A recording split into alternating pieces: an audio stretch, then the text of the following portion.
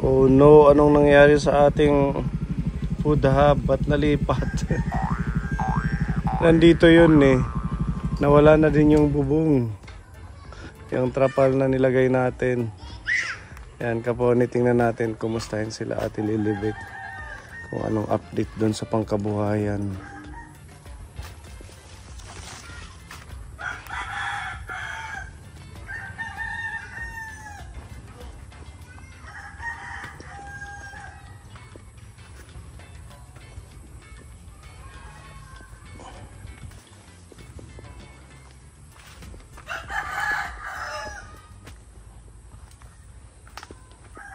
Maopay.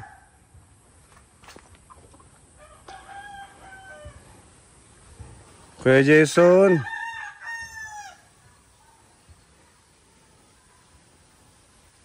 Maopay. Knock knock.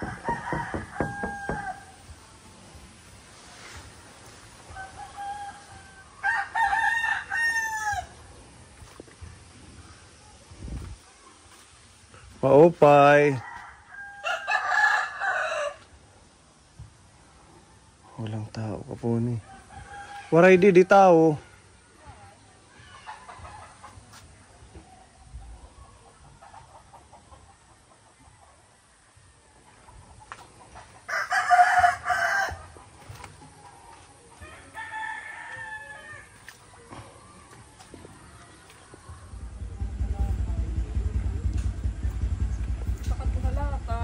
Ha? Namamalitin lang ka nga utanon. Namimili ng langka? Oo, yung gugulayin niya. Si Kuya Jason nasa dialysis. Dialysis, oo. WA. Ba't kaya nalipat ito, no? Dapat nandito lang yan sana yung ginawa natin.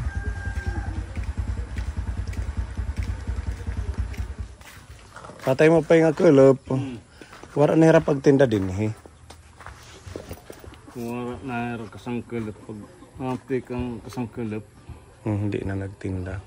Okay. Parang nalagpak. Linagpak. Linag? Masira-sira.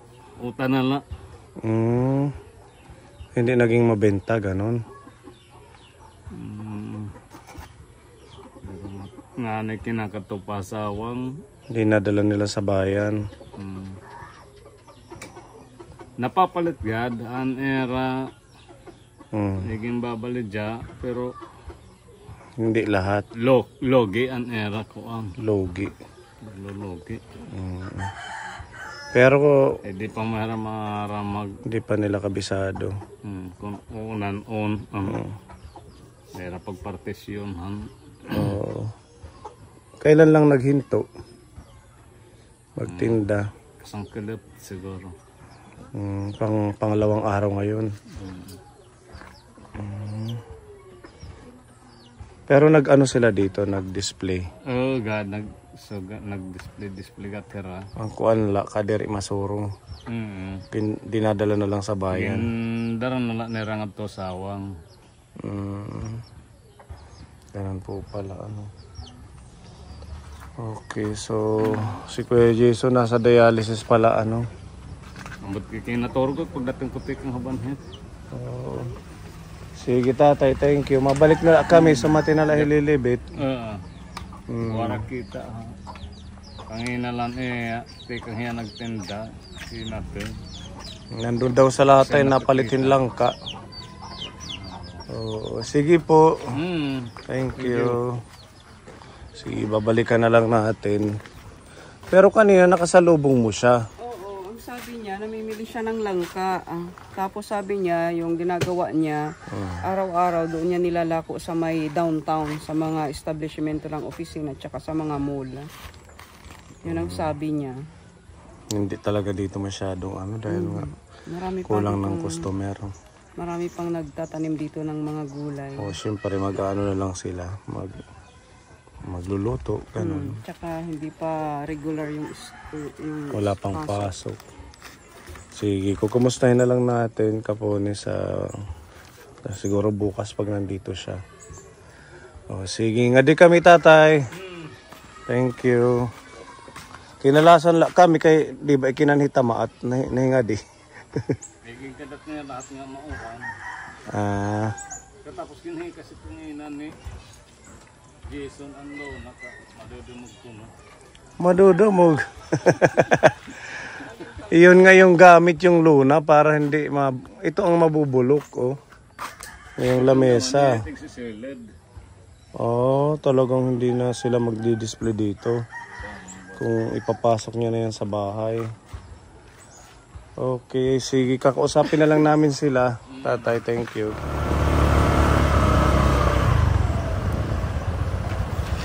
Ito pala si Ate Lilibit.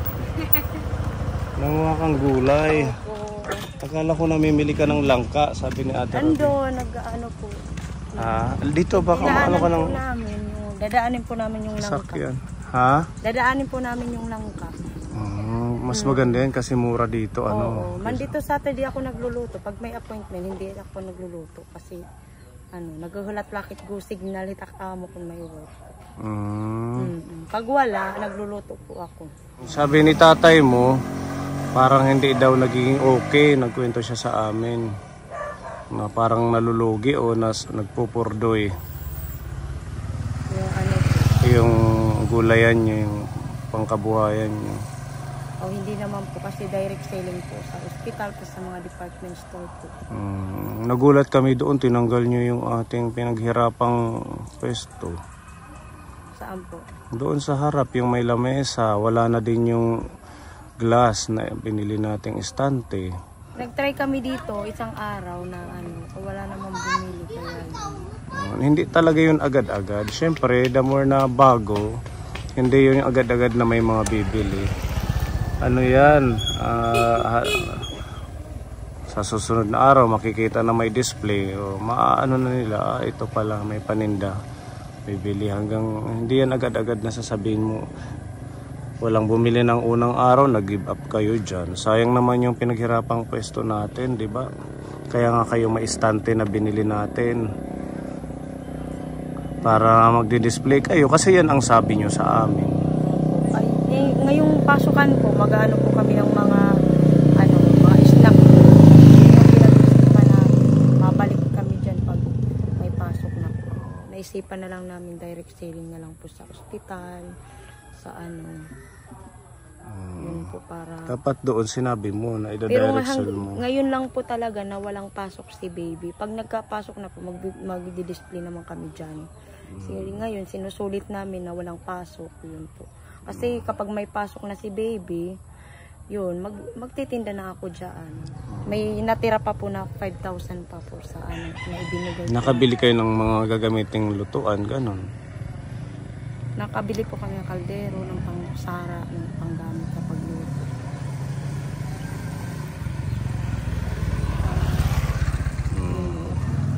So, sa... Ngayong pagpasukan na, magbabalik display na ulit kami dyan.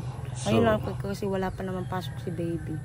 Kaya sinusulit na direct selling muna. Kapag magpasukan na, maghahati kami ni Amang. Yung si Amang na, yun, ako na magbabantay sa bata. At least yan, sinusubukan mo sa bayan, nauubos ba? Opo, mga 2 oras to 2.5 hours lang po yung pagbebenta ko. Saan mo nilalako? Sa provincial hospital ko, linilibot ko po. Tapos, pumunta po ako sa mga department store, sa HXR, along the way, sa mga El Canto dyan. Masuki ko na po dun tapos sa mga iba pang establishment. Opo. Direct selling po yung ginagawa ko para mas madali yung kita. Yun po, para mas sa susunod na kinabukasan, may ipamili na naman. Mahirap naman po kapag hindi mabili agad. Sayang naman po po. Ano yung mga binibenta mo doon? Ngayong umaga, nagbenta po ako ng ng pakbit with shrimp flavor. Tapos, yung kalabasa, may flavor siya na kunting pork. Then, may naman siya, yung panakot. Yun po yung, walang mga isda or karne, ganon, manok. alternate ko po. Alternate. Opo. Kasi, mahirap naman po pag may karne kasi mahal kasi yung baboy, 320 po yung yun. Kapag po ako, nagbibenta po ako ng para mas madaling maubos po Yung half 40, opo. Yung karne 40 po. Yung Para mas isang mabili, order, para maging affordable po. Yung gulay naman 20 pesos. yung isang order ng ulam, Yung isa 80 po, yung 80. isang takal. Pero ginhati-hati ko para mas madaling mabili, para affordable po sa mga customer. Yun po yung ginagawa ko. sige, kung hindi naman naging mabenta dyan, ituloy mo na lang yan. At least nasusubukan mo sa bayan, na nauubos naman. Oo, yung iba nga kasi ngayon, nagtampo kasi agad na ubos. Parang, thankful talaga ako sa mga, ginagalingan ko na lang po yung pagluluto. So, parang dali pong, Kagaya niyan, magkano bili mo dyan? 60 po, binigyan ko na lang siya ng 70 para di kuwaki. Sitaw. Pwede sitaw, tapos mga gabi. Oo, yung pinaka-specialty ko, yung masurong, yung laing po, yung binibilad yung gaway. Oo. Yun, yung with spicy, laing na gaway with spicy, yun po yung pinaka-mapatok po. Pero pag nagpasukan, subukan nyo pa rin Opo, dyan. pag yung nagpasukan po, magbibenta display na po. natin. Oo. Sayang naman yung istante kung hindi nyo magagamit. Opo, then pwede naman po kami, tutulungin ko siya. Ito si ate. Oo. Sa pag titinda ng mga kasi dati siyang, kahit dati para tulong siya kaya sa mama niya nang magluluto ng mga snack. Patutulungin ko siya para So yung langka, nakakuha ka na. Opo, meron na. Magkano dito ang langka? Nabili ko po lang ng 20 pesos po. Tapos, po. Ba't ang mura 20? Kasi Ang laki may siguro dulot- ng tubo May mo. dulot na hiya, sir. May bulok na. May Pero dulot okay na. pa. Oo, okay pa. Yun po, parang ngayong araw, nananim si amang ng gulay kasi para hindi na bili ng bili sa iba. Galing kami doon, walang tao sa bahay. Walang tao, baka nasa, si amang sa garden. Pinuntahan nila Pepa, wala din. Wala din. Oh, pero may tsinelas doon. Nandun lang siya sa loob ng bahay. Hindi kami pumasok. Kumakatok lang kami. Mm. Basta gano'n na lang pagsikapan nyo ha. Siyempre nakakaya sa ating sponsor. At saka yung ginawa nating pwesto nyo doon, di ba? Yung effort ng team. Naipakita natin sa video na talagang mag-stock kayo doon. Sana tindahan nyo din yun. Pag pinag-isipan ko rin, pag walang dialysis po yung asawa ko, sasawang na ako magbebenta. Pag may dialysis sa amang, kasi bantay ako sa bata, dito na ako magbebenta ng mga gulay. Oo, kasi yun po, sa pasukan niya. ganun na lang. Ang purpose kasi niyan, kaya kayo binigyan para hindi ka na mag-alis-alis. Opo. Kaso may mga appointment ka pang trabaho, di ba? Yung on-call na Garden. magpapalinis, magpapagawa ng garden, magpapaayos. Oo, yun na lang. Ano mo yan, kasi para yan, kabuhayan nyo yan eh. May natira pa po na 5,000 po. Meron binigay pa. Opo. Pero itong nagamit mo yung iba na papaikot mo. Ito, kagaya niyan, ipinamili mo. Opo. Yung gana ko, yun yung pambili namin. Yung tubo. Oo, yung tubo lang po yung ginagamit namin pambili-bili. Yung naman po, yung puhunan, inaano lang naman sa binibili na naman ng panibagong gulay na. Iniiba ko po, iba-iba po yung rest. Bawat araw, iba-iba. Iba-iba po, para hindi gumanon sa inyo. Na naman, ayoko nang ganun. Para gusto ko yung paiba-iba po yung luto. Para iba yung lasa. Tsaka kailangan malinis. Malinis yung pag-prepare natin. Masarap. Opo. Kailangan talaga yung may gloves po na cellophane. Kasi kahit mag-hand wash ako, di talaga ako parang kampante. Mas maganda po rin po yung yun po, nakasanitize po. At least nakukontinue mo. Yun nga lang sa bayan. Sa bayan ka nagbibenta. Pag nag-eskwela na, magdi-display na ako dito. Babantay ng bata. Mas matutuwa ang ating sponsor pag lumago iyan. Mas gaganahan silang tulungan kayo. Opo. Okay, sige pa ka makaabala kami. Lulutuin nyo pa yata yan.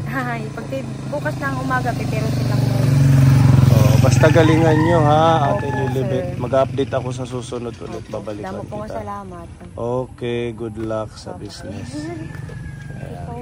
Medyo mahirap talaga dito magbenta yung lugar. Lalo na't pag bago ka, wala talagang masyadong bibili. Kaya Kaya din siguro gano'n na lang ginawa nila na ano na lang sa bayan, kumbaga lako doon.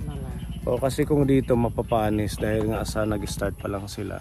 Pero kung nadidisplayhan yan, parang tindahan yan na sari-sari store. Sa umpisa, di ba, walang masyadong bibili dahil kakaumpisa mo pa lang, walang kang magbibuild ka pa lang ng customer. Pero pag once may laging nakadisplay dyan sa sunod na araw, sa sunod, maano na yan sila o may magtatanong at masasanay na silang magbili-bili. Yan, sana maano nila, masubukan na mag-start din dyan. Ano kanila ilalako, lako. Oo, dito sa barangay. Ang ano lang kasi naka-stack lang doon.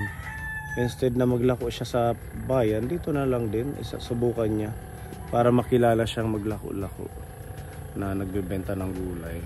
So yan po ang ating update sa pangkabuhayan nila Ate Lilibet. Sana mapalago nila